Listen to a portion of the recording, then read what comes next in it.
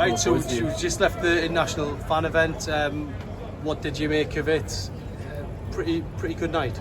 Really good night, yeah. Like surprised with the players like arrivals, like Lewis Hall and Sandro Tonali and Mark Gillespie and Sean Longstaff. It was a big surprise. It was great. Definitely VIP treatment feels. It's a great night all around. Good turnout. And was the highlight of the night probably Sandro's speech? Definitely, I was hanging on his every word, Sandro's speech, because he feels like going to feel like a brand new signing, like starting out this season, because obviously with the ban in, and the way he spoke and stuff, it was very positive. So I'm really excited to see. He looks really fit for one, and he was really well spoken. So I'm really excited for what he can do in the new season ahead. Yeah, and great to see Darren Eales there, Peter Silverstone. I believe you had little chats with both of them. Yeah, both of them were great people, great to talk to. Darren Eales and Peter Silverstone, like, yeah, thanks very much for your time. And it was very personable. It wasn't just like they were just talking to just anyone. Like, they gave me the time of day, and Peter Silverstone especially, like, there was a lot of good references to what could be in the future as far as future Newcastle trips, which was great. Yeah. And I mean, for you, what was it, 9-hour flight from Australia? Yeah, lucky for us compared to others. I know others have had it rougher. Totally sympathise with you all. But 9 hours direct flight for us, which was long enough. But yeah, we made the trip. It was worthwhile to come to Japan for the first time to watch the team in action. Yeah, and what's next on your sort of bucket list? Back to the Toon? Back to the Toon, yeah. So there's no excuse not to come back to Newcastle now. So make sure we got our tickets secured to a live games in James's Park and watch the boys in action, get another win. Yeah, brilliant. Thanks very much. Cheers. John, a big surprise. Tonali coming on the stage. Absolutely. It's like a brand new signing, you know what I mean? It's like a new signing, 5-year contract, and you know what? I can't wait to see Sandro come back onto the pitch, because yes, he had a crap year, yes, he's been banned, you know, we all know all that, but at the end of the day, listen, it's great to see him back to win against Tottenham, and it's going to prove us wrong, mate. What's your trip been like so far, good? Oh, it's been wonderful, Lee. Absolutely fantastic. You know what? The moment I was going to Japan, I don't want to miss this opportunity. I've never done this before, and you know what? It is fantastic, and I've got to say thanks to the Japanese, the locals, for making us feel so welcome. One of the friendliest people I've met, and you know what? I wish you followed them, man. Yeah, and you've had the fans cheering outside the hotel on this trip. Oh, man. Yeah, I mean, whatever it was, right? I tried to talk to them, just get into the swing of things, right? You know, give us a cheer. They couldn't quite understand the side, but they did in the end, like, you know what I mean? But they understood, and you know, those fans, they subscribe to the channel, and they are fantastic, man. And I can't wish any more, man. Yeah, one game to go as well, so exciting stuff. 100%. I mean, I'm looking forward to it this Saturday. Another good test for us against a good side in Yokohama, J-League champion winner. You know what? It's going to be tough. We just got to go out there and just put in the performance. That's all you've got to do. Top man, thanks for your time, mate. Oh, yeah. Just your name and where you're from, please. I'm Jeff from Hong Kong. And you've come here for this fan event, and Darren Eales is going to be speaking. It's going to be quite interesting. Yeah, I'm looking forward to meeting some people from Newcastle and also from the team. How much did you enjoy the victory last night? Oh yeah, it's a great match, a very good atmosphere. I'm sitting together with the away fans, so all the people from Newcastle and also the fans from worldwide. It's really a good game, although the weather is not that good. yeah, hot. And did you enjoy the moment where Jason Tyndall brought the team over and got a picture with all the fans? Oh yeah, exactly. Yeah, they are also always nice to the fans and always come to the fan section and have a good big wave and also having photo with us. Yeah, it was really honored to see them in Tokyo. Thanks for your time. Cheers.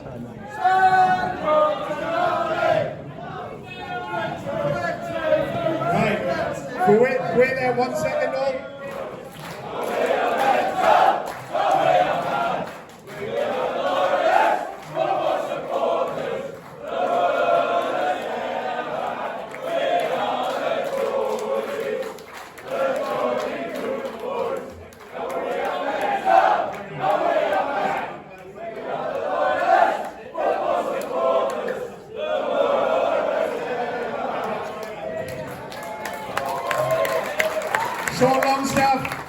Mark Gillespie, Lewis Hall, Sandro Tonali.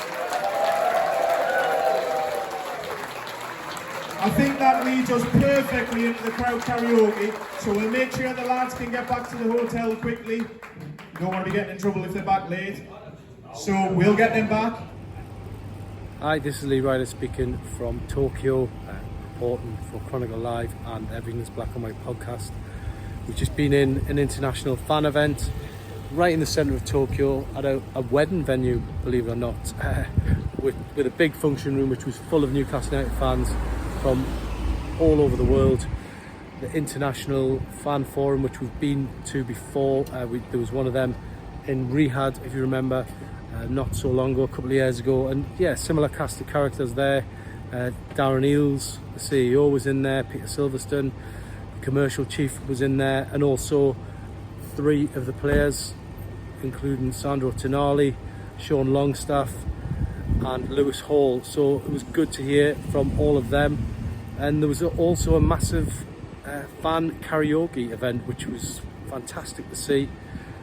It was getting started off on the stage. I think Mark Gillespie actually started it for Newcastle United supporters, and then the rest of the fans just joined in, and it just went on for some time, and we've got plenty of footage for you on that front. Yeah, so just breaking the event down, I think it's probably worth talking about the presence of CEO Darren Eales and Peter Silverstone, who, it was very informal. It wasn't so much a speech, which we've seen before. It was more that they were going round the room and they were working the room and just taking in any questions that were being put their way.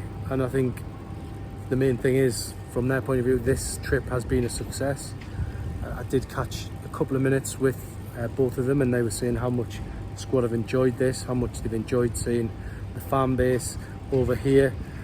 And I think realistically, when you talk about Newcastle United, grown that fan base, and I spoke about this last night a little bit as well, that they do need to play catch up with some of the other Premier League sides. I think really, you look at Manchester United, Liverpool, they pretty much have a stranglehold on that global monopoly.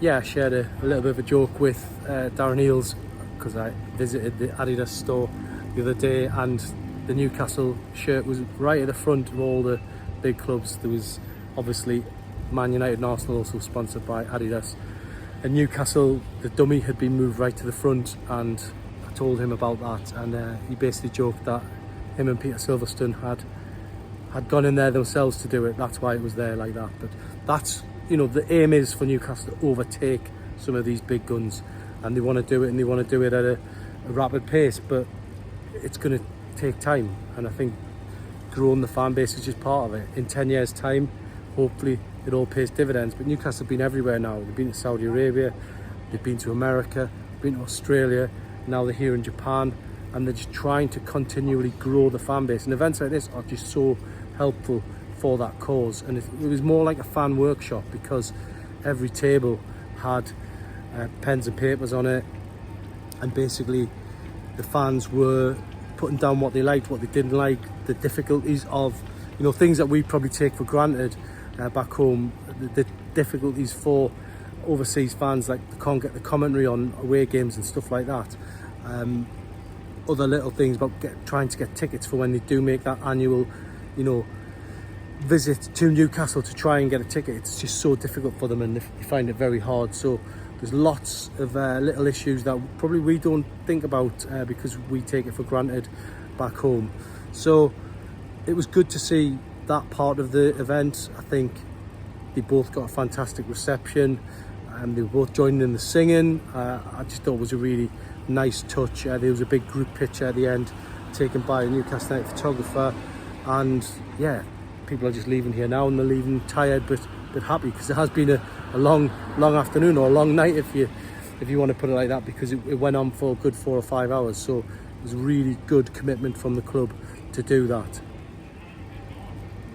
Now, the big talking point was probably the fact that the players turned up as well. So you had Sandro Tonali on there, Sean Longstaff, Lewis Hall, Mark Gillespie, but probably the moment of the night for me was when Sandro Tonali spoke, and he basically was speaking about how he's looking forward to next season. He can't wait for it to start.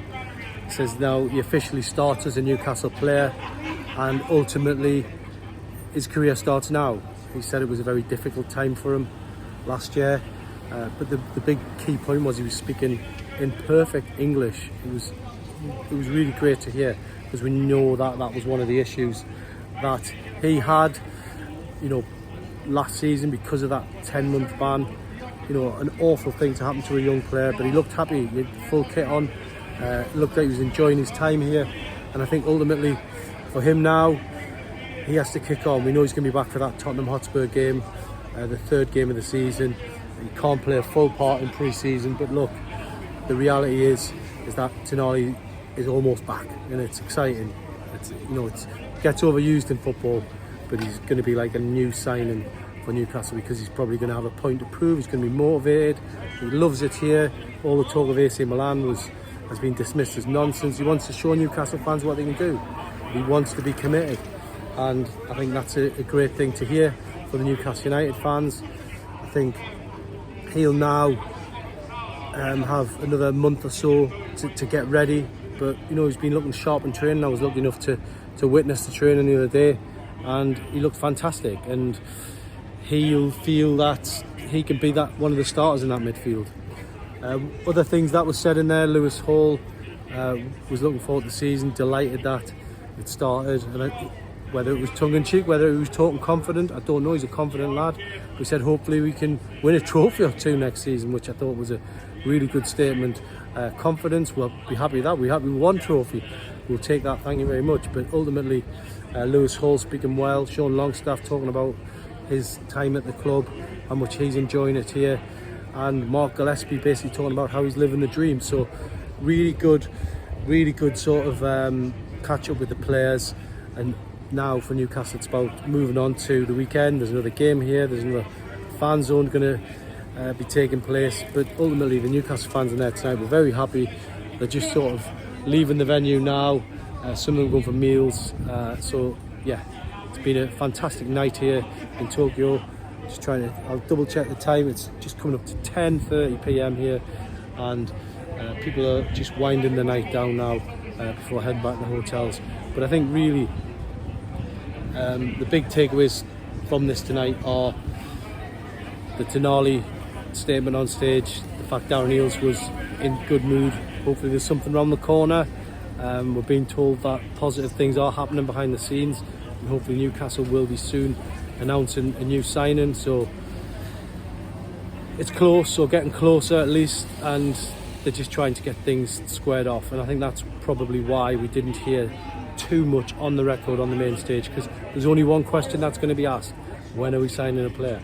And basically, as I've said, it sounds like things are moving along in the background. It's not just Eddie Howe here, you've got Paul Mitchell here, you've got Andy Howe here, all the scouting team, all the databases are with them on the computers, so hopefully they're going to strike, and they're going to strike soon, and that'll be a massive boost, given that Newcastle really do need to add quality to the squad. They need strength and depth next season. I believe they can make two good signings, then they're going to have pretty much 2 or 3 players fighting for each position, and that's going to be big for Newcastle moving forward. So we'll see where we go with that. But for now, signing off here in Tokyo. Thanks for tuning in, thanks for watching the videos, subscribing, and thanks for reading the content.